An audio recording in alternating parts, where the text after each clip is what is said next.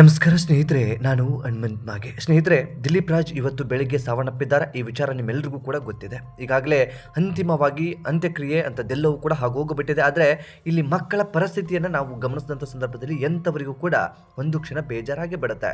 ಸ್ನೇಹಿತರೆ, ಇಬ್ಬರು ಕೂಡ ಹೆಣ್ಣು ಮಕ್ಕಳು, ಇನ್ನು ಚಿಕ್ಕ ವಯಸ್ಸಿನ ಹೆಣ್ಣು ಮಕ್ಕಳು, ಧೃತಿ ಮತ್ತು ಆದಿತಿ ಅಂತ ಹೇಳಿ ಇಬ್ಬರು ಕೂಡ ಎಜುಕೇಷನ್ನ ಮಾಡ್ತಾ ಇದ್ದಾರೆ. ಇಬ್ಬರು ಕೂಡ ತುಂಬ ಚೆನ್ನಾಗಿ ಬದುಕನ್ನು ಕಟ್ಕೊಳ್ಬೇಕು ಅನ್ನುವಂಥ ಕನಸನ್ನು ಹೊತ್ಕೊಂಡಿದ್ರು. ತಂದೆ ತಮ್ಮ ಬೆನ್ನಿಗೆ ನಿಂತ್ಕೊಂಡು ಬಿಡ್ತಾರೆ ಅನ್ನುವಂಥ ಭರವಸೆ ಅಂತದೆಲ್ಲವನ್ನು ಕೂಡ ಕಟ್ಕೊಂಡು ಬಿಟ್ಟಿದ್ರು ಅಂತ ಕಾಣಿಸುತ್ತೆ. ಆದರೆ ತಂದೆ ಈ ರೀತಿಯಾಗಿ ಸಾವನ್ನಪ್ಪಿದ ಬಳಿಕ ಇವರ ಬದುಕು ಹೇಗೆ ಅನ್ನುವಂಥ ಪ್ರಶ್ನೆ ಇದೀಗ ಹುಟ್ಟಿಕೊಳ್ತಾ ಇದೆ. ಸ್ನೇಹಿತರೆ, ಇಂತಹ ಒಂದು ಕಷ್ಟ ಅಥವಾ ಇಂತಹ ಒಂದು ಮೋಸ ಯಾವ ಮಕ್ಕಳಿಗೂ ಕೂಡ ಆಗಬಾರ್ದು. ಯಾಕೆ ಅಂತಂದರೆ, ತಂದೆಯ ಮೇಲೆ ಸಾಕಷ್ಟು ಜನ ಮಕ್ಕಳು ಕನಸುಗಳನ್ನು ಕಟ್ಕೊಂಡಿರ್ತಾರೆ. ನಮ್ಮ ಬೆನ್ನಿಗೆ ತಂದೆ ನಿಂತ್ಕೊಂಡಿರ್ತಾರೆ, ಕಷ್ಟದ ಸಮಯದಲ್ಲಿ ಬೆನ್ನು ತರ್ತಾರೆ ಅನ್ನುವಂತಹ ಭರವಸೆಗಳನ್ನು ಮಕ್ಕಳು ಕಟ್ಕೊಂಡು ಬಿಡ್ತಾರೆ. ಆದರೆ ಇಂತಹ ಪರಿಸ್ಥಿತಿ ಯಾವ ಮಕ್ಕಳಿಗೂ ಕೂಡ ಬೇಡ ಅನಿಸ್ಬಿಡುತ್ತೆ. ಇಂತಹ ಪರಿಸ್ಥಿತಿ ಯಾವ ಹೆಣ್ಣಿಗೂ ಕೂಡ ಬೇಡ ಅನಿಸ್ಬಿಡುತ್ತೆ. ಈತ ಪತ್ನಿಯು ಕೂಡ ಕಣ್ಣೀರನ್ನು ಹಾಕ್ತಾ ಇದ್ದಾರೆ. ನಮ್ಮೆಲ್ಲರನ್ನು ಕೂಡ ಅಳಿಸಿ ಈತ ನಗ್ನಗ್ತಾ ಹೋಗ್ತಾ ಇದ್ದಾನೆ.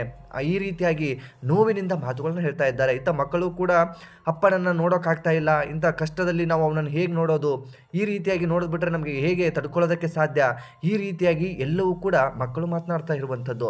ಆ ದೃಶ್ಯವನ್ನು ನೀವು ಗಮನಿಸಿಬಿಟ್ರೆ ಅಥವಾ ಅವರು ಮಾತನಾಡ್ತಾ ಇರುವಂಥದ್ದು, ಅವರು ಹೇಳ್ತಾ ಇರುವಂಥದ್ದು, ಅವರ ನೋವನ್ನು ನೀವು ಗಮನಿಸಿಬಿಟ್ರೆ ಬಹುತೇಕ ಇಂಥ ಕಷ್ಟ ಯಾವ ಮಕ್ಕಳಿಗೂ ಬೇಡ, ಯಾವ ಹೆಂಡತಿಗೂ ಬೇಡ ಅನ್ನೋದು ಸ್ಪಷ್ಟವಾಗಿ ಗೊತ್ತಾಗಿ ಬಿಡುತ್ತೆ. ಮತ್ತು ಆ ರೀತಿಯಾದಂಥ ಭಾವನೆ ನಿಮ್ಮಲ್ಲಿ ಹುಟ್ಟಿಕೊಂಡು ಬಿಡುತ್ತೆ. ಸ್ನೇಹಿತರೆ, ನನಗೆ ವೈಯಕ್ತಿಕವಾಗಿ ಅನಿಸಿದ್ದು ಏನು, ಅಥವಾ ಈ ಒಂದು ದೃಶ್ಯವನ್ನು ಗಮನಿಸಿದ ಬಳಿಕ ಅಥವಾ ಈ ಒಂದು ಅಂತಿಮ ಕ್ರಿಯೆಯನ್ನು ನೋಡ್ತಾ ಇದ್ದ ಹಾಗೆ ಮನಸ್ಸಿಗೆ ತುಂಬ ಭಾರವಾದಂಥ ನೋವಾಗಿ ಬಿಡ್ತು. ಮಕ್ಕಳು ಕಣ್ಣೀರನ್ನು ಹಾಕ್ತಾ ಇದ್ದಾರೆ. ತಂದೆಯನ್ನು ನೋಡಿ ಅದು ಏನು ಮಾತನಾಡಬೇಕು ಅಥವಾ ಏನು ಹೇಳಬೇಕು, ಆ ನೋವನ್ನು ಹೇಗೆ ಸಹಿಸಿಕೊಳ್ಬೇಕು ಅನ್ನುವಂಥ ಭಾರವಾದ ಮನಸ್ಸಲ್ಲಿ ಮಕ್ಕಳು ತಂದೆಯನ್ನು ಅಂತಿಮವಾಗಿ ಕಳಿಸ್ಕೊಡ್ತಾರೆ. ಇದೊಂದು ದೊಡ್ಡ ನೋವಿನ ಸಂಗತಿ. ಇಂಥ ಪರಿಸ್ಥಿತಿ ಯಾವ ಮಕ್ಕಳಿಗೂ ಕೂಡ ಬೇಡ ಅಂತ ನನಗೆ ವೈಯಕ್ತಿಕವಾಗಿ ಅನಿಸಿಬಿಡ್ತು. ಸೊ ಈ ಕುರಿತಾಗಿ ನಿಮ್ಗೇನು ಅನಿಸುತ್ತೆ ಎಂಬುದನ್ನು ಕಾಮೆಂಟ್ ಬಾಕ್ಸಲ್ಲಿ ಮೆನ್ಷನ್ ಮಾಡಿ.